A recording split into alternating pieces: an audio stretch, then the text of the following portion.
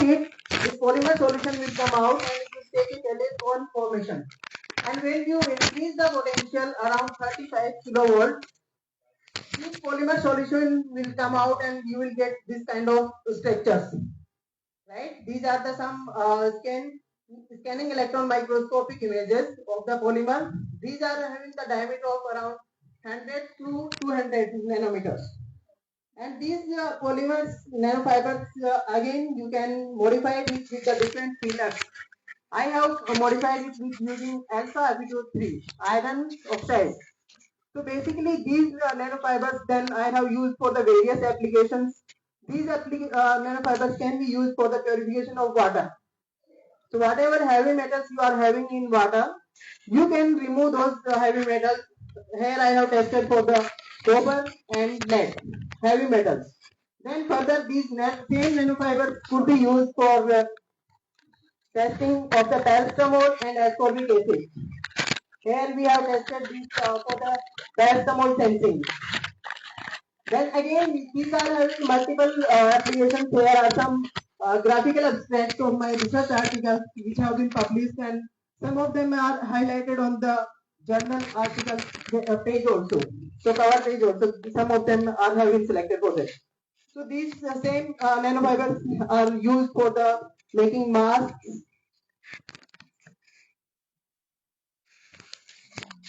So how we can functionalize these nanofibers for the biological samples? First, we are having here the sensing layer. The sensing layer is made by this nanofiber membranes. Then we have to functionalize these nanofiber membranes for the binding sites. We have to create some binding sites on these nanofibers. So these nanofibers can be treated with some chemicals, and we can create the active binding sites on these for the particular applications. So different binding sites for the different applications. So these already I have discussed this electroscanning setup, and there are some various parameters on which parameters the nanofiber range, diameter depends, and these mechanical properties also. Then like strength. So solution parameters, if you increase the viscosity, the solution will be thick.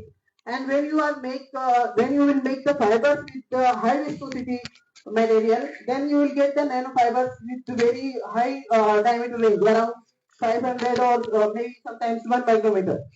So when you increase the diameter, what will happen? The porous area or the, we can say, surface area will reduce. When surface area will reduce, the sensitivity will go very low.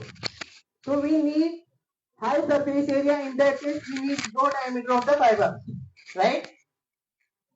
So these are the some parameters on which the diameter depends of the nanofibers.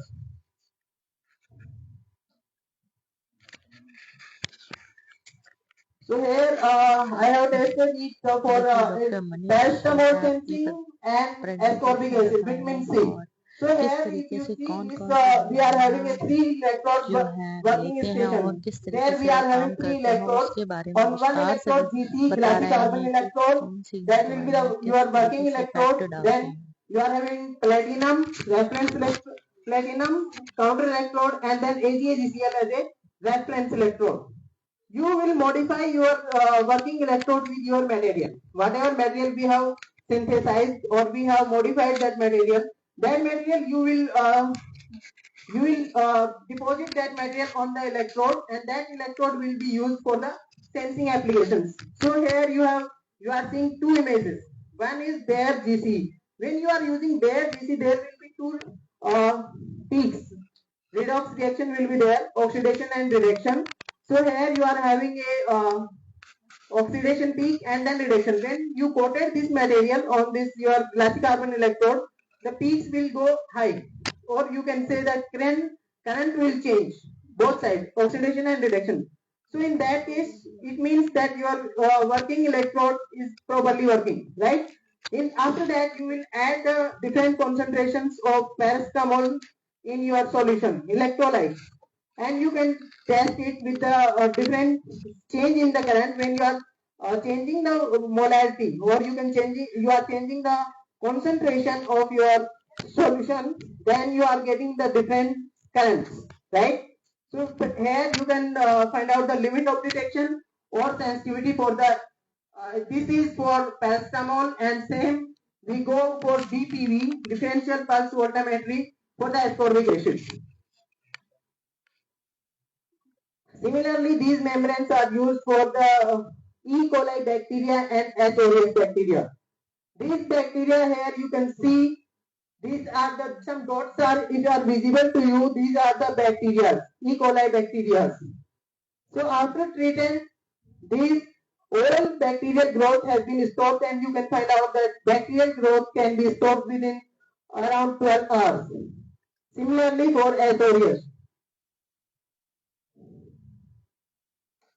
So one of our project, this already has been tested and patented at IIT Hyderabad during my MTech time.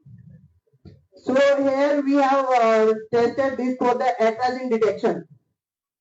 Here you are having GC electrode and then modified it with the multi-hole carbon nanotubes. Further, we have created binding sites using EDC, and then EDC, after EDC you are having a binding sites here, and these binding sites can be used for the antibody of atrazine detection. So these if you are looking, these are the antibodies for the atrazine. Then these remaining sites you can use for the PSA. So for to stop the interference study. So these are further various we have tested, and we finally prepared a model for this.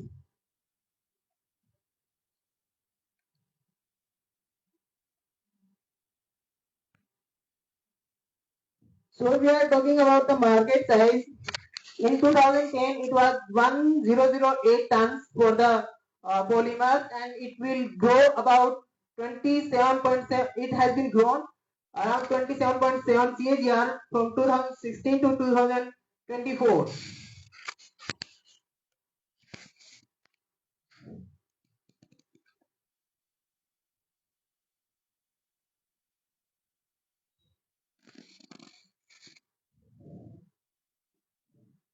I think that's. Thank you. These are my collaborators, which I have worked with them in different IITs during my MTech and PhD. And currently, I am working in Sri Vishwakarma Skill University as an assistant professor. So, thank you. If you are having any queries or questions, now you may ask.